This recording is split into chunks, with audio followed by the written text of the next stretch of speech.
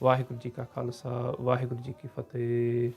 Today in our Itihas, our history, marks the Vadda Ghallughara of 1762. Here's 10 facts about the Vadda Ghallughara. The terror responsible for the Vadda Ghallughara, Ahmed Shah Abdali, had already invaded Hindustan 5 times by now. He was so powerful that there was a common saying, Khada Pita Lahida, Baki Ahmed Shahida. The people of Hindustan used to say that Ahmed Shah would invade and loot them so often that they would not bother keeping any expensive possessions. In fact, even their cooking utensils would be made of just clay, knowing that it's only a matter of time before Ahmed Shah Abdali comes and loots them again. Each time Abdali would return from his invasions, he would have to travel through Punjab to get back to Afghanistan. Here, under the leadership of the great Bhai Jassa Singh Ji Ahluwalia, the Singhs would attack Abdali's forces, looting his resources and freeing thousands of Marathi women that had been enslaved by Abdali. This was why Abdali was so angered by these Singhs. He swore that his next invasion would be for only one purpose, and that was to finish Sikhi.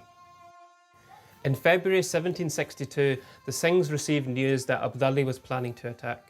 The Singhs decided that before they confront Abdali's forces, they'll relocate the Sikh families first to the safety of the lands of Malwa towards Bikaner, out of Abdali's reach. However, Abdali, marching his Fauj non-stop for 48 hours, quickly caught up with the Sikh gathering of 50,000 Sikhs. Abdali's forces, along with Zain Khan, the governor of Sirhind, Bhikan Khan, and others pounced on the Sikh gathering at a place called Rahira. The warrior Singhs circled the slow-moving gathering, which included their families, women, children, the elderly, and their belongings. Eventually, Abdali's forces penetrated through the Singhs' defences, slaughtering the Sikh families. In just one single day, 30,000 Sikhs were Shaheed, hence why we remember this day as the Vadda Ghallughara. In this battle, Bhai Jassa Singh Ji suffered 22 wounds to his body, and Sardar Jart Singh Ji, the grandfather of Maharaja Ranjit Singh Ji, suffered 19 wounds to his body. Even then, the Singhs bravely fought, killing thousands of the enemy forces and saving many Sikh families. The Vadda Ghallughara highlights the Chardikala of Gursikh children.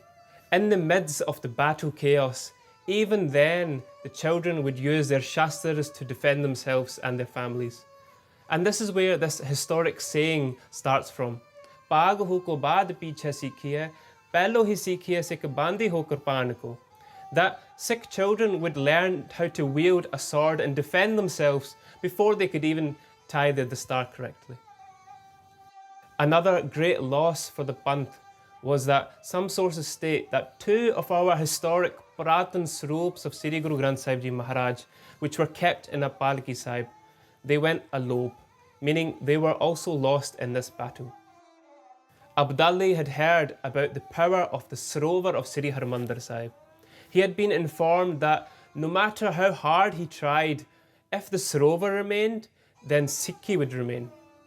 So after the Vadda Ghallughara, where 30,000 of our Gursikhs have been Shaheed, Abdali committed the worst beadabi by having the Pavitr Sarovar of Sri Harmandir Sahib filled with dead animals, blood and manure.